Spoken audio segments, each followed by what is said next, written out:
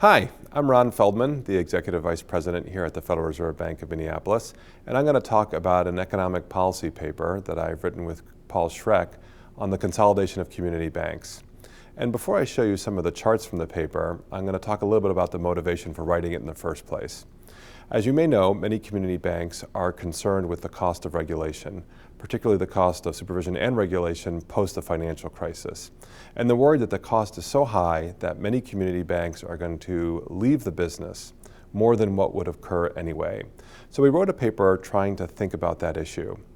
So let me start with one of the basic facts one needs to think about when thinking about whether we're going to see fewer community banks in the future than we do today. And that's the fact that many community banks have been disappearing for quite some time. So let's take a look at a chart of Minnesota. So what you're looking at here is the number of community banks we've had in Minnesota starting in 1980. And the thing that really stands out to me, and I hope to you as well, is this line. The blue line shows the number of community banks. And these are banks that are less than $10 billion. And you can see that that's been falling at a steady rate until the current period. In fact, this black line is a steady rate of decline, and you can see that it overlaps strongly with the blue line. So what is that telling us? That tells us if we want to think about the number of community banks falling in the future, we have to account for the fact that they've been falling at a steady rate already. Another way to look at the fact that there's been many fewer community banks is to look at a graph like this, which shows the annual change in the number of community banks. Well, the first thing that you can see is that in almost every year, and this is for Minnesota and the Dakotas, the line is negative.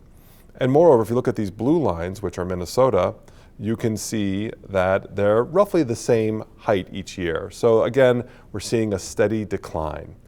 So how should we go about in thinking if we're going to see fewer community banks in the future?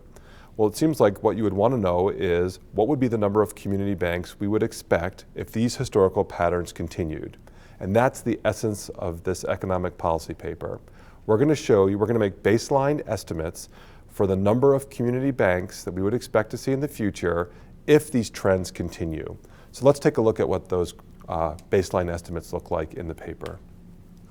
So we have four different models used to forecast the number of community banks in the future.